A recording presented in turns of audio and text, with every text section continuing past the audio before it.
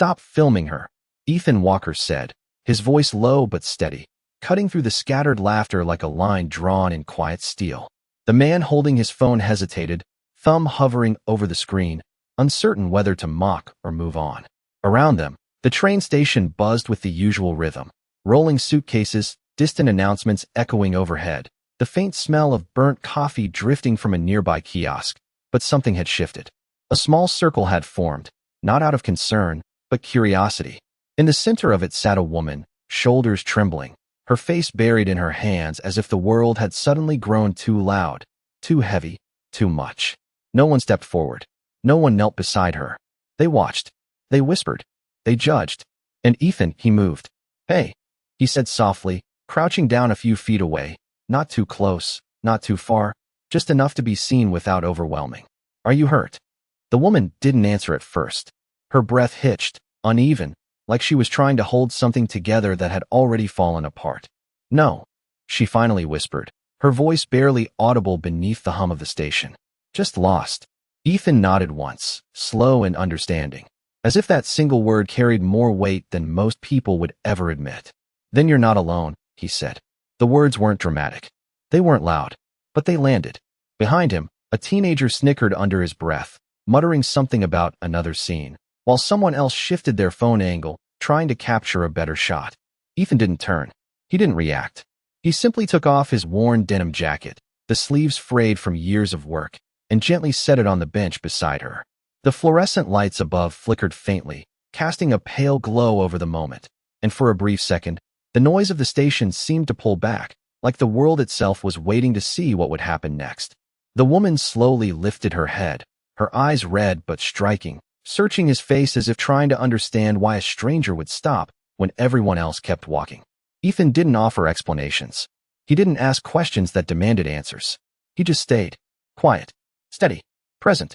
And somewhere in the distance, just beyond the sliding glass doors, the low rumble of approaching black SUVs began to echo against the pavement, unnoticed by most, but not for long. Ethan stayed where he was, one knee bent against the cold tile floor, his presence quiet but unwavering as the station slowly resumed its rhythm around them, though not quite the same as before, because now people were watching differently, not with amusement, but with a kind of uneasy curiosity they could not explain, and the woman, still wrapped in the silence of her own storm, let out a breath that trembled as if it had been held for far too long, while Ethan kept his voice gentle and measured. "You do not have to explain anything right now," he said, his tone carrying that rare kind of calm that does not rush or demand. And for a moment she simply nodded, her fingers gripping the edge of the bench as though grounding herself in something real, something steady, something that would not disappear the second she looked away. And just behind Ethan, small footsteps approached, light and careful, until a young girl's voice broke through the tension, soft but sincere. "Daddy, is she okay?" And Ethan turned slightly, his expression softening as his daughter Lily stood there holding a crumpled napkin from the coffee stand, her wide eyes filled not with fear, but concern, the kind that children offer without calculation, and Ethan gave a small nod. "She will be," he said quietly, then looked back at the woman. "This is Lily." And the girl stepped forward just enough to hold out the napkin, her small hand steady despite the eyes of strangers lingering on her. "You can have this," she said, as if offering something far more valuable than paper. And the woman hesitated, her gaze shifting between the child and the man beside her, as if trying to understand a kindness that came without expectation, without condition, and slowly, almost carefully, she accepted it, her fingers brushing Lily's for just a second before pulling back, and something in her expression changed, not completely, not all at once, but enough to be noticed by those who were still watching, because the tears did not stop, but they softened, no longer sharp with panic, but quieter, like a storm beginning to pass. And Ethan reached into his pocket, pulling out a small, unopened bottle of water, placing it beside her without a word, not making a show of it, not waiting for thanks, just offering what he had.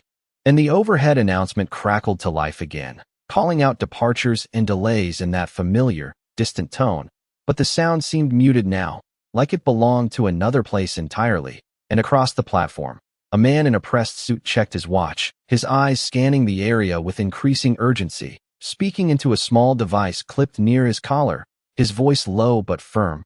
while two others moved quickly in the same direction, their steps purposeful, their attention fixed, and still, Ethan did not notice them, because his focus remained where it had always been, right there, in that small space between dignity and despair, where a single moment of kindness can change the way someone breathes.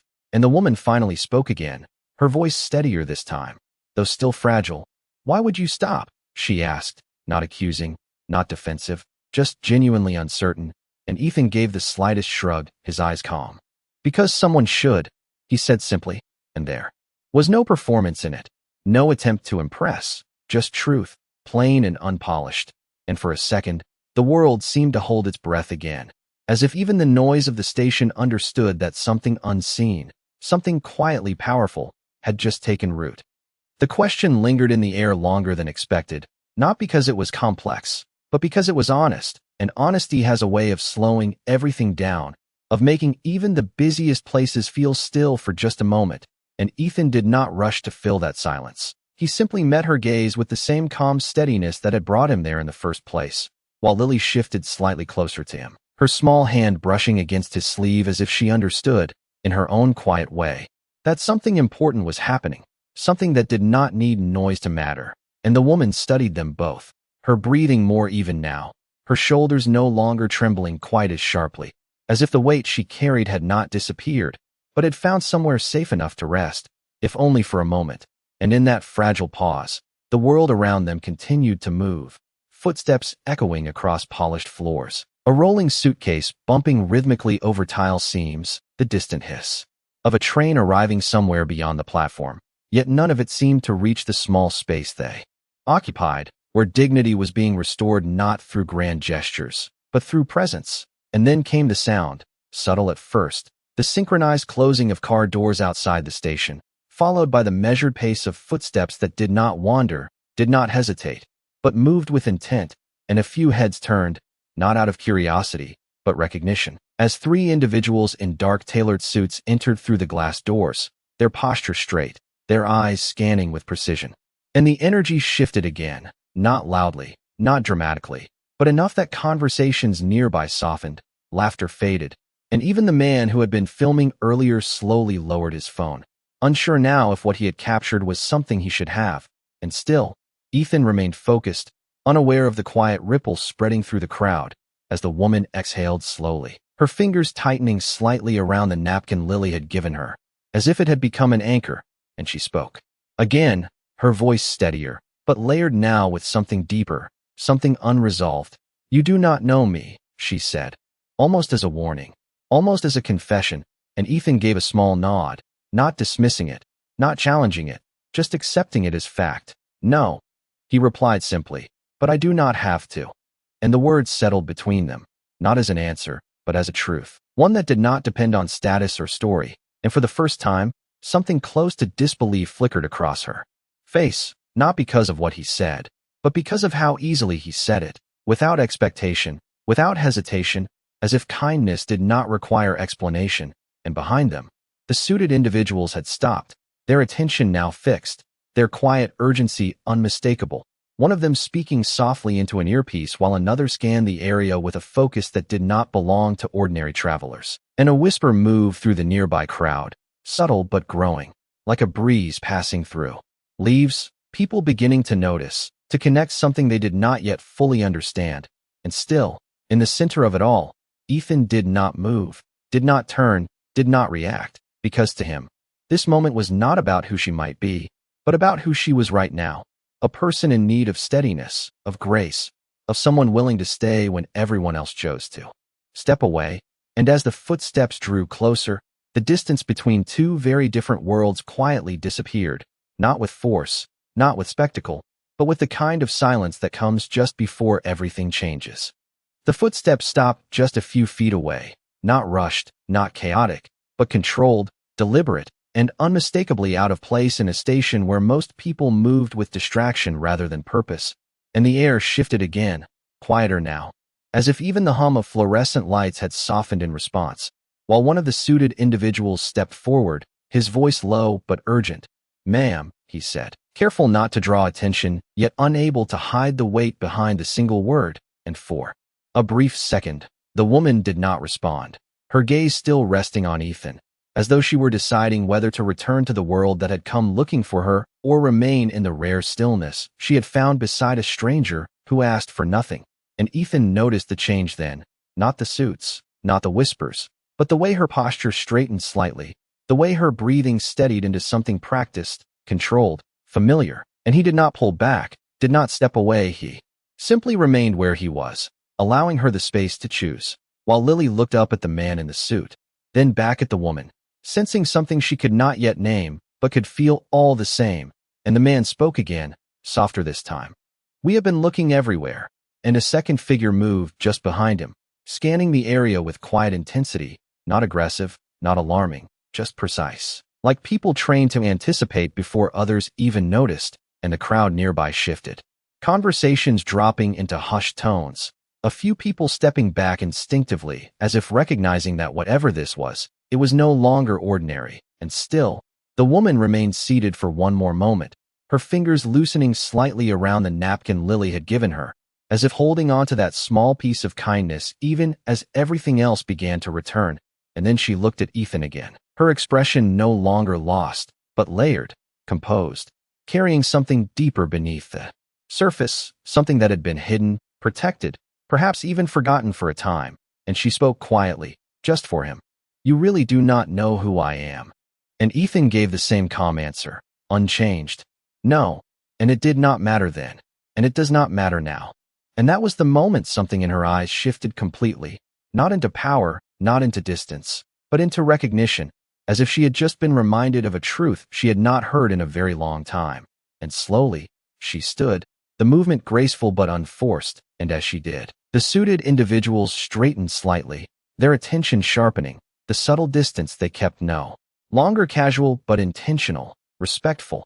And the man who had spoken earlier lowered his head just a fraction, not a bow, but something close to it, and the whispers around them grew, spreading outward in soft waves, people beginning to sense that they were witnessing something far beyond a simple moment in a train station, while Ethan rose as well, not hurried, not uncertain, simply following the natural rhythm of the moment, his hand resting briefly on Lily's shoulder, grounding her as much as himself. And for a heartbeat, everything aligned, the noise, the movement, the attention, all narrowing into a single quiet realization that had not yet been spoken aloud, but was already beginning to settle into the room like a truth waiting to be acknowledged. And then the man in the suit spoke her name, clear, respectful, and unmistakable, Ms. Olivia Bennet. And just like that, the space around them fell into a silence so complete it did not need to be enforced, because everyone understood at the same time that the woman no one had helped was someone they all should have recognized. The name moved through the station like a quiet shockwave, not loud, not chaotic, but undeniable. And the effect was immediate as conversation stopped mid-sentence, footsteps slowed, and the subtle hierarchy people carried inside them seemed to rearrange in real time. Because Olivia Bennet was not just a name, it was a presence, a reputation, a figure that belonged to headlines and boardrooms, not to a cold bench in a crowded train station. And the man who had been filming earlier lowered his phone completely now, his expression shifting from amusement to something closer to unease, while others who had stood back moments ago now leaned forward slightly, as if proximity alone might change what they had just witnessed. And through it all, Ethan did not react the way the crowd did. He did not straighten his posture or step back in surprise. He did not suddenly search his memory for recognition. He simply looked at her the same way he had before, steady, calm, unchanged. And that contrast, quiet as it was, carried more weight than any reaction around them. Because while the room adjusted to who she was, he remained anchored in how he had treated her. And Olivia noticed. Of course she noticed, because she had spent years in rooms where people changed the moment they learned her name, where respect was often rehearsed and kindness calculated. But this was different. This was something that had existed before identity entered the space. And for a brief moment, the composed exterior she had just rebuilt softened again, not into vulnerability, but into something more honest, something that did not need to be hidden. And she glanced down at Lily, who still stood close to Ethan, her small hand resting lightly against his side, looking up at Olivia not with recognition, but with simple curiosity, the kind that does not measure worth in titles or wealth. And Olivia's voice, when she spoke again, carried both strength and quiet reflection. "Thank you," she said, not to the crowd, not to the people who now watched her differently, but directly to Ethan and his daughter, and Ethan gave a small nod, as if the moment required nothing more, as if gratitude was not something to hold on to, but something to accept and release. And behind her, one of the suited individuals stepped closer, lowering his voice respectfully. "Your car is ready, ma'am," he said, while another subtly guided the surrounding space, not pushing anyone away, but creating a respectful distance that no one seemed willing to break. And the station, which had once been filled with indifferent motion, now held a kind of collective awareness, a shared understanding that something important had just unfolded, not because of power, but because of the absence of it in the moment that mattered most. And Olivia turned slightly, preparing to leave, but then paused, her attention returning once more to Ethan, as if there was something unfinished, something that could not be left behind so easily. And she studied him again, not as a stranger, not as a passerby, but as someone who had seen her without the weight of expectation. And in that pause, the difference between recognition and respect became unmistakably clear, because everyone else had learned who she was, but Ethan had shown her who he was, long before that mattered to anyone else. And the silence that followed was not empty. It was full, filled with the quiet realization that dignity does not announce itself. It simply reveals who carries it when no one is watching. Olivia took a step forward as if to leave, her posture once again composed, her presence returning to the version of herself the world expected. But something held her there, something quiet and persistent, like a thought that refused to be dismissed. And she turned back, not toward the crowd, not toward the suited men waiting with careful patience, but toward Ethan, who had already begun to gather his things with the same unhurried rhythm he had carried from the beginning, as if nothing about the moment had changed the direction of his day. And Lily tugged gently at his sleeve, her voice soft. "Daddy, are we going now?" And Ethan nodded, resting his hand briefly on her shoulder. "Yeah, sweetheart, we have a train to catch," he said, his tone steady, unaffected, as though the presence of power and attention around them had no claim over what mattered most to him. And Olivia watched that exchange closely, the simplicity of it, the grounding of it, something she had not seen up close in a very long time. And before she could stop herself, she spoke again, her voice clear but no longer distant. "Wait," she said. And the word carried just enough weight to pause not only Ethan, but the subtle motion of everyone still watching. And Ethan turned back slightly, not surprised, not expectant, just open. And Olivia stepped closer, closing the space that had quietly separated their worlds, her expression thoughtful, searching for words that did not sound rehearsed, that did not belong to boardrooms or interviews, but to something real. "People usually change when they realize who I am," she said, her voice calm. "But honest, you did not." And Ethan gave a small, almost thoughtful pause, as if considering the statement not for its meaning, but for its necessity. "I already knew who you were," he said simply. And Olivia blinked, a flicker of confusion crossing her face. "You did?" she asked, and Ethan nodded. Slightly, his gaze steady. "You were someone who needed a moment to breathe," he replied, and the words settled deeper than anything spoken so far, not because they were clever, but because they were true. And for a second, Olivia's composure faltered just enough to reveal something genuine beneath it, something unguarded. And behind her, one of the suited men shifted subtly, unsure whether to interrupt, but choosing not to, sensing that whatever this moment was, it carried its own importance. And Lily looked between them, her small voice breaking the stillness again. "Are you feeling better now?" she asked, and Olivia looked down at her, a faint, sincere smile forming for the first time. "Yes," she said softly. "I think I am." And that answer, simple as it was, carried more weight than any title she held, because it was not about recovery from something physical, but about being seen when she least expected it. And Ethan gave a small nod, satisfied in a way that did not need acknowledgement, and turned slightly again, ready to continue on his way. But Olivia spoke once more, not to stop him, but to mark the moment. "Not many people would have done what you did," she said, and Ethan paused just long enough to answer. "Maybe more would if they thought it mattered." And then he began to walk, Lily's hand slipping into his as naturally as breathing, and the crowd parted without being asked, not out of obligation, but out of something closer to respect, while Olivia remained where she was, watching them go, not as a observing strangers, but as a person recognizing something rare, something she could not buy, could not command, something that existed quietly in a man who expected nothing in return. And as the station slowly returned to its usual rhythm, one truth remained, lingering in the air long after the moment had passed, that real strength does not announce itself. It reveals itself in the choice to care when no one is watching. Ethan and Lily moved through the station with the same quiet rhythm they had carried into it, their footsteps steady, unhurried, blending back into the flow of ordinary people who had somewhere to be and little time to linger. Yet behind them, something had shifted that could not simply return to normal, because the silence they left in their wake was not empty. It was reflective, and the people who had once stood watching now carried a different awareness, a subtle discomfort that came from realizing what they had not done when it mattered most. And near the bench where it had all begun, a woman who had earlier turned away now lowered her gaze, her arms crossing not out of judgment, but something closer to self-reflection. While the man who had been recording slipped his phone into his pocket, his expression no longer amused, but thoughtful, as if the moment he tried to capture had ended up capturing something inside him instead. And across the platform, a couple who had whispered quietly before now stood in silence, their eyes following Ethan and Lily as they disappeared into the moving crowd, not because of who they were, but because of what they had shown without trying. And Olivia remained still for a moment longer, the presence of her security team respectful but distant, allowing her the space to stand in that realization. And she did not rush to leave, did not immediately step back into the pace of a life driven by schedules and expectations. Instead, she watched the place where Ethan had been, as if imprinting something that could not be measured in time or value.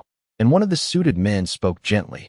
"Ma'am, your meeting is in 40 minutes. And she nodded slightly, acknowledging the world waiting for her, yet not moving just yet, because for the first time in a long time, something had interrupted that world in a way she had not controlled, and it stayed with her.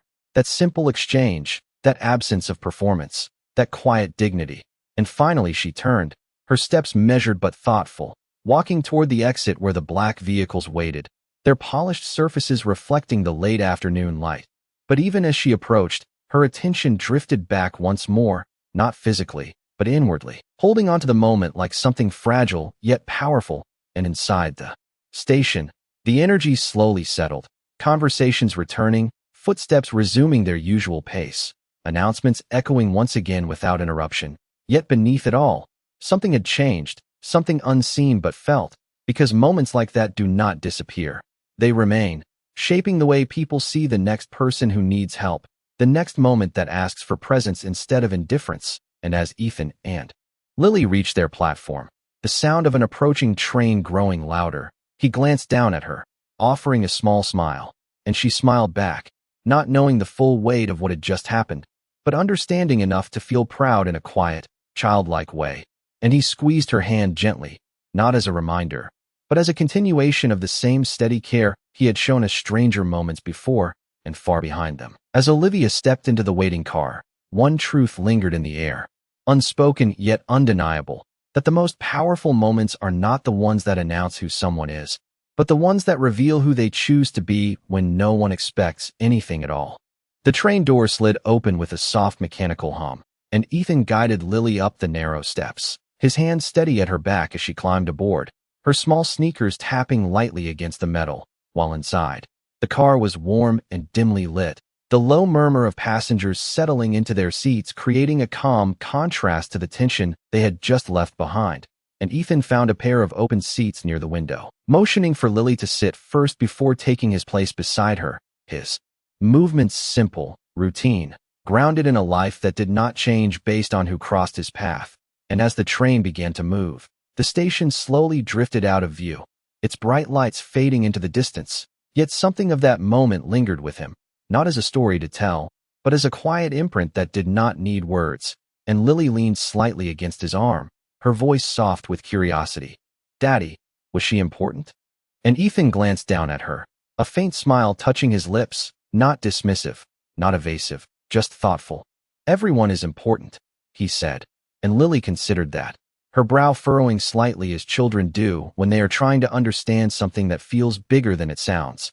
Then she nodded, satisfied in her own way, and turned her attention to the passing scenery outside, while Ethan rested his gaze forward, his posture relaxed, unaware that far behind them, in a car moving through the city streets, Olivia Bennet sat in silence, her reflection faintly visible in the tinted window as buildings passed by in soft blurs of light and shadow, and the man seated across from her reviewed notes on a tablet, speaking quietly about schedules, meetings, decisions that demanded attention.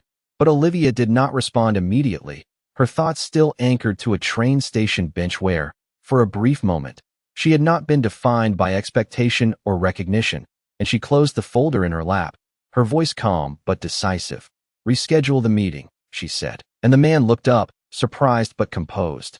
"Ma'am, it is with the board," he replied carefully, and she met his gaze with quiet certainty. "Then they can wait," she said, and there was no hesitation in her tone, no need to explain, because something had shifted, something subtle yet undeniable, and she turned her attention back to the window, watching the city move without really seeing it, her mind tracing back to a man who had walked away without asking for anything, who had treated her with the same respect he would offer anyone else, and that, more than anything, unsettled and grounded her at the same time, because it reminded her of a version of the world she had almost forgotten, one where kindness did not depend on identity. And as the car slowed at a light, she spoke again, more quietly this time. "Find him." And the man across from her paused, his fingers hovering over the tablet. "Ma'am?" he asked, unsure if he had heard correctly. And Olivia's expression remained calm, but firm. "The man at the station," she said. "I want to speak with him again." And outside, the city continued its endless motion, unaware that somewhere between a crowded platform and a moving train, a quiet decision had just been made, one that would not be driven by power or obligation, but by something far more rare, the simple desire to reconnect with a moment of genuine grace that had changed more than anyone realized. The train rolled steadily through the outskirts of the city, its rhythmic motion settling into a quiet hum that filled the space between thoughts. And Ethan sat beside Lily with the same calm presence he had carried all day, his gaze drifting occasionally to the window where fading lights stretched across rows of buildings and open lots, while Lily leaned against him, her eyes growing heavy, the soft rise and fall of her breathing marking a kind of peace that cannot be forced, only protected, and Ethan adjusted his jacket gently around her shoulders, careful not to wake her, his movements instinctive, practiced, shaped by years of doing what needed to be done without needing recognition. And across town, in a building of glass and polished steel that reflected the last light of evening, Olivia stood near the wide windows of her office. The city spread out beneath her in quiet lines of motion and energy, yet her attention was not on the skyline, not on the meetings that had been postponed or the decisions waiting on her desk, but on something far simpler, far quieter, something that had followed her from a train station bench into a world that suddenly felt louder than it should, and behind her, a soft knock broke the stillness before the door opened slightly. "Ma'am, we located him," the assistant said, holding a tablet with just enough information to bridge two very different lives. And Olivia turned, her expression composed but focused. "Where?" she asked, and the answer came with quiet certainty. "He is on a commuter line heading north, scheduled to arrive in about 20 minutes. And Olivia did not hesitate, not because she needed control, but because she understood the rarity of the moment she was about to follow. "Have a car ready," she said, already moving, her steps measured but purposeful, and as she exited the office, the quiet efficiency of her world resumed around her, yet something within her remained anchored to a truth that could not be managed or scheduled. And back on the train, as it began to slow, the soft announcement of the next stop echoing overhead, Ethan stirred slightly, glancing down at Lily before gently waking her. "Hey, we are almost there," he said softly, and she blinked awake, smiling faintly as she stretched, unaware that the day was not quite finished with them yet. And as the train came to a stop, the doors opening with that same quiet mechanical sound, Ethan stood, taking Lily's hand as they stepped onto the platform, the evening air cooler now, carrying the faint scent of distant rain and city asphalt, and people moved around them with the usual purpose of commuters heading home, unaware of anything beyond their own paths, until a sleek black car pulled to a stop nearby, its presence subtle but unmistakably deliberate, and the door opened before the engine had fully settled, and Olivia stepped out, her posture composed, her gaze searching, not for a crowd, not for attention, but for one man and a small girl walking hand in hand. And when she saw them, something in her expression softened, not into surprise, but into certainty, and Ethan noticed her then, not startled, not confused, just aware, as if recognizing that some moments are not meant to end where they begin, and the space between them closed once more, not with urgency, but with quiet intention. And as they stood there, two very different worlds meeting again under the soft glow of platform lights, there was no audience this time, no whispers, no phones raised, only a stillness that carried more meaning than any crowd ever could. And Olivia spoke first, her voice steady, but real. "I could not leave it like that," she said, and Ethan gave a small nod, as if he understood without needing explanation. And in that moment, nothing needed to be proven. Nothing needed to be earned, because what had begun with a simple act of kindness had become something far greater, not a transaction, not an opportunity, but a connection rooted in something the world often forgets, that dignity, when given freely, has a way of returning not as reward, but as recognition. And for a brief, quiet moment, the world around them seemed to pause again, not in shock this time, but in understanding.